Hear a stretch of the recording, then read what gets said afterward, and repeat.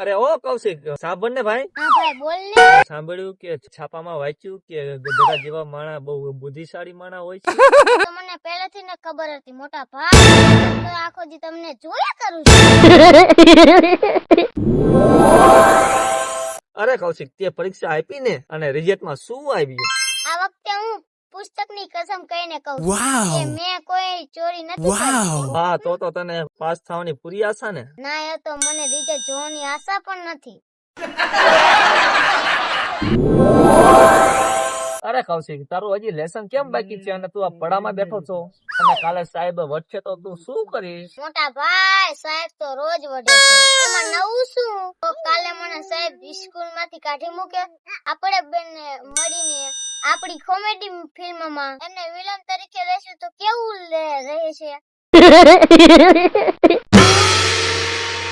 અરે ઓ કૌશિક સાંભળ ને, મેં હવે નક્કી કર્યું છે કે હવે એથી એવી કસરત કરીશ ને હું કે એક જ હાથેથી હું ઘર આખું ઊંચું કરી દઈશ. બહુ જ સારું મોટા ભાઈ, પણ એક કામ કરજો, કસરત કરતા પહેલા મારો રૂમ સાફ કરી દો. કારણ કે આખું ઘર ઊંચું થશે ત્યારે મારે નીચે ઉતરવું પડશે ને. અરે ગાંડા, એમાં તો હું આખા ઘરને હવામાં લટકાવી દઈશ ને. હવામાં ભલે, પણ જરા જોજો કે પાડોશોની ટીવી ન પડી જાય.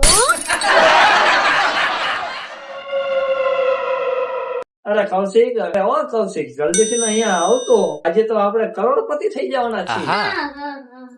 શું થયું મોટા ભાઈ? રોટલી લાગી કે આ વખતે મોટા મિત્ર છેત્ર?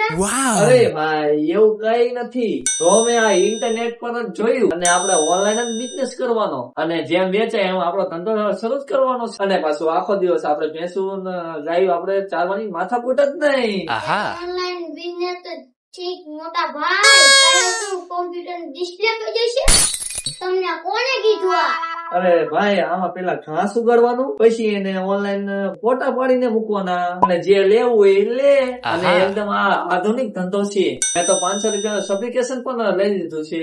500 રૂપિયા ઘાસ ક્યાં છે? હા જો એક ગુંડુ ભાઈ ને ઘાસ ને ઉગાડ્યું છે અને આનો ફોટો પાડવાનો છે, પણ મારી પાસે સારો ફોન નથી. તારો ફોન જરા આપને મને. મોટા ભાઈ આ તો આપણું ઘરનું ઘાસ છે, તે ગાય પણ નથી ખાતી. અને મારા ફોન નો કેમેરો, અમારા ઓનલાઈન બિઝનેસ માં મારો ફોન છોટો. અરે તું શું જાણે? અરે તું આ જો હું કેવો સ્ટાઇલ માં ફોટો પાડું છું. જો મારા ભાઈ કેવો થઈ જાય તમારી ખરાબતી બનવાની શરૂઆત. ગાયને શું ખવડાવશો તમારે ફોટાની ફ્રેમ? અરે આ તો માર્કેટિંગ ની ટેકનિક છે.